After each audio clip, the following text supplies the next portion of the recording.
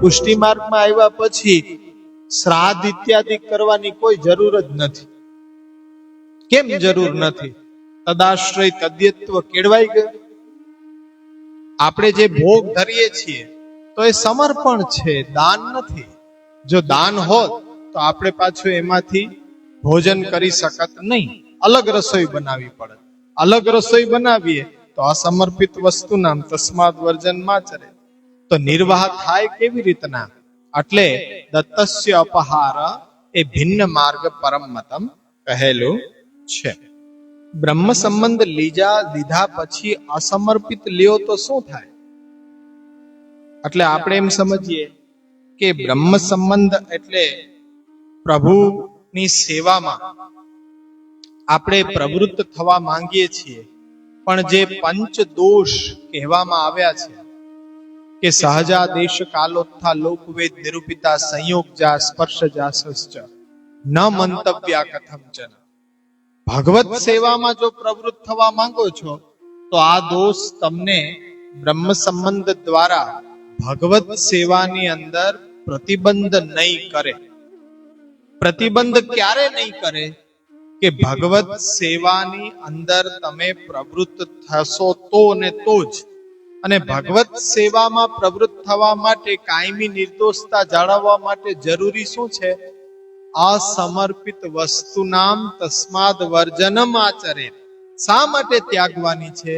કે આ દોષ છે એ નાશ નથી થયા, છે તો એના સ્વરૂપ સત્તા એની એ જ, પરંતુ આપણે સેવામાં પ્રવૃત્ત થઈએ છીએ. અને નિર્દોષતા માટે શું કરવું? કાયમી નિર્દોષતા માટે તો કે સૌ પ્રથમ તો અસમર્પિતનો ત્યાગ જરૂરી છે. જ્યાં સુધી અસમર્પિત છોડવામાં નહીં આવે તો ત્યાં સુધી આ દોષો છે એ ભગવત સેવામાં પ્રતિબંધ કરતા જ રહેશે.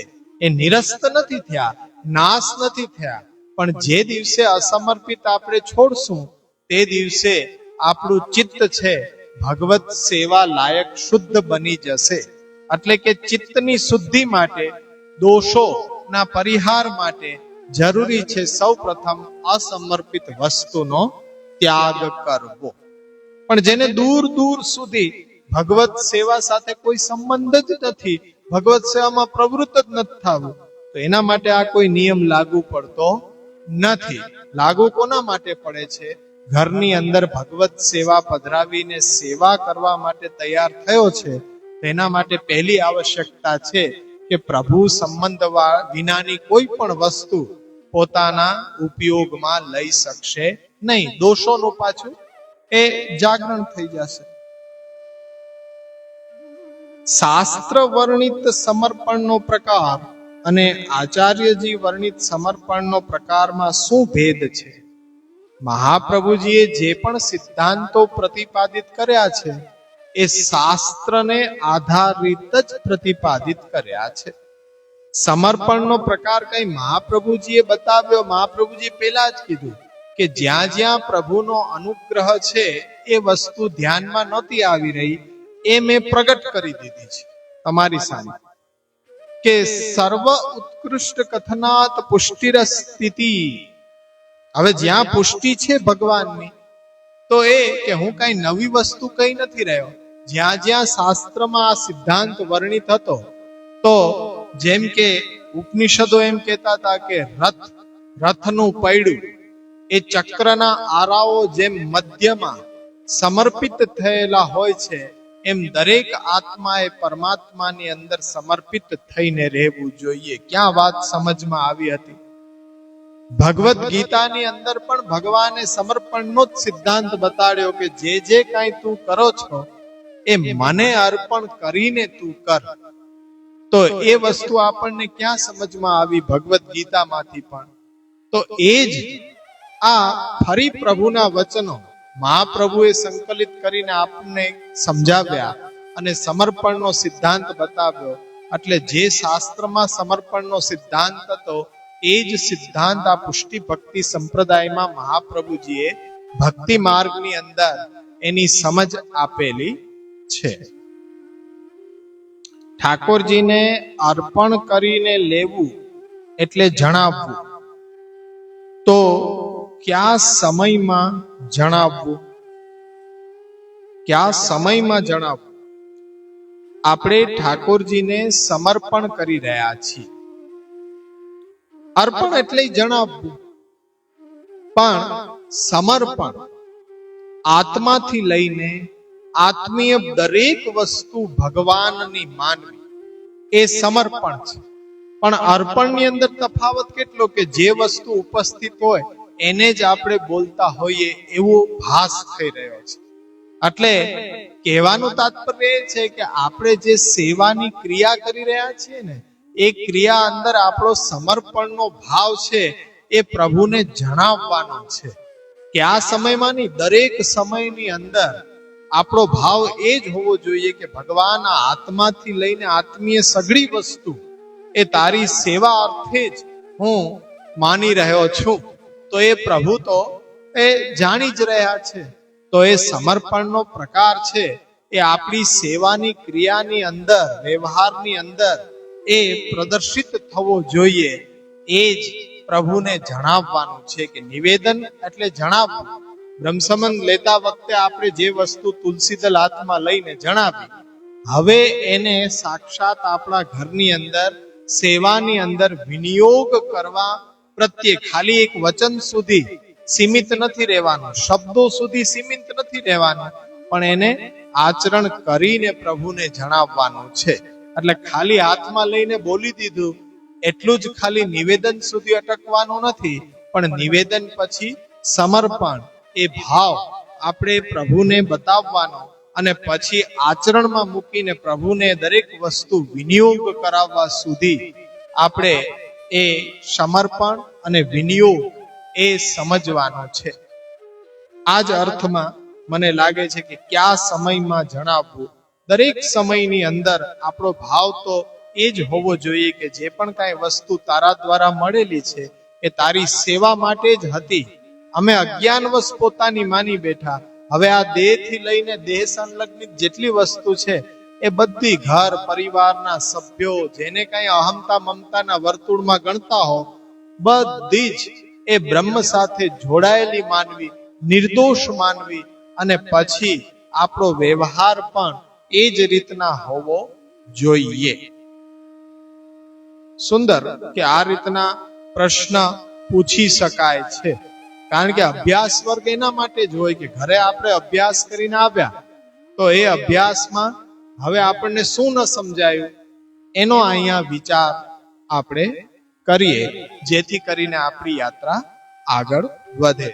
તો આવતા વખતે સિદ્ધાંત રહસ્ય ગ્રંથ આપણે અંતિમ શ્લોક લઈને પૂર્ણ કરીશું. ત્યાર પછી આવતા શુક્રવારે જ લગભગ વર્ગ પૂરો થયા પછી આપના હાથમાં પેપર આવી જશે અને પવિત્ર એકાદશીને દિવસે, જો કે રવિવાર છે એ દિવસે, છતાં પણ આપણો વર્ગ આપણે બપોરના રાખીશું. કારણ કે એકાદશી અને સિદ્ધાંત રહસ્ય ગ્રંથ આપણે અભ્યાસ કર્યો અને આપ સૌ દ્વારા એ સિદ્ધાંત રહસ્યના આ જેટલા શ્લોકો છે એ બધા શ્લોકો આપ એનો સાર સમુચ્ચય આપના શબ્દોની અંદર લખીને લઈ આવશો, તૈયાર કરીને લઈ આવશો. અહીંયા એ આપ બધાએ બોલવાનું, જેથી કરીને મહાપ્રભુજીની ચરણ વંદના, ગુરુ પૂજનનો દિવસ, પવિત્ર બારસ, તો આપણે આપણા ગુરુ શ્રી મહાપ્રભુજીની ચરણ વંદના કરી આપણા વાક પુષ્પોથી, વિચારોથી. અને એના માટે જ્યારે પણ કઈ જરૂર હોય, આવશ્યકતા હોય, જે શ્લોક ઉપર બોલવું હોય, આખો સાર સમુચ્ચય, તો એ મને ફોન ઉપર પૂછવાની છૂટ છે કે કેવી રીતના તૈયાર કરવું, શું બોલવું. કારણ કે ટીકા ગ્રંથો પણ આપની પાસે છે, ગુજરાતી ભાષાંતર સાથે લખીને લાવવાની છૂટ છે, જોઈ જોઈને વાંચીને બોલવાની છૂટ છે. તો આપણો વર્ગ એ સિદ્ધાંત રહસ્ય એ આપના શબ્દોની અંદર આપે મને ભણાવવાનું છે. એ રીતના એ સમજાવટથી, અને ત્યાં પ્રશ્નોત્તરી પણ કરવાની છૂટ છે. જ્યાં ન સમજાય ત્યાં વચ્ચે પ્રશ્ન કરવાની છૂટ છે. એ રીતના આપણે વિશેષ વર્ગ પવિત્ર એકાદશીને દિવસે રાખશું. એટલે આપણી પાસે 2 અઠવાડિયાનો સમય હજી છે. આવતા શુક્રવારે વર્ગ પૂર્ણ થતા એક પેપર MCQ જ હશે. એની અંદર તમારે ખાલી સિલેક્ટ જ કરવાનું છે, પણ એ ટીકા ગ્રંથોની વચ્ચેથી કાઢવામાં આવ્યા છે. એટલે શું છે કે આનો ઉપયોગ થાય, સદુપયોગ, કે તમે એ ખોલશો, વાંચન કરશો, એ શ્લોકમાં કઈ ટીકા છે, કેમાં આ વચન આપ્યું છે, અને છતાંય ન સમજાય તો પૂછવાની એ છૂટ. આ પરીક્ષા એવી છે કે તેમાં ચોરી કરવાની એ છૂટ છે. પણ એનો તાત્પર્ય શું છે કે આપણને સમજમાં આવે. જે વસ્તુ તમે લખશો ધ્યાનમાં આવશે ને કાયમી સ્મરણમાં રહેશે કે હા, આ અભ્યાસ પૂર્ણ થયો. અને પછી હવે આપણે નવરત્ન ગ્રંથ તરફ આગળ વધીશું, તો એની પૂર્વ ભૂમિકા આપણે બાંધીશું અવશ્ય. અહીંયા આશ્રયનું પદગાન કરીએ. દ્રઢયિન ચરનાન કેરો ભરોસો, દ્રઢયિન ચરનાન કેરો. શ્રી વલ્લભનખ ચંદ્ર છટા બિના સબ જુગ માજ અંધેરો ભરોસો, દ્રઢયિન ચરનન કેરો. સાધન યોર નહિયા કલી में જાસુ હોત નિબેરો. સૂર કહા કહે દ્વિવિધયા ધરો, બિના મોલ કો ચેરો ભરોસો, દ્રઢયિન ચરનન કેરો. દ્રઢયિન ચરનન કેરો ભરોસો, દ્રઢયિન ચરનન કેરો. શ્રી વલ્લભાધીશ કી, શ્રી ગોપીનાથજી પરમ દયાલ કી, શ્રી ગુસાઈજી પરમ દયાલ કી.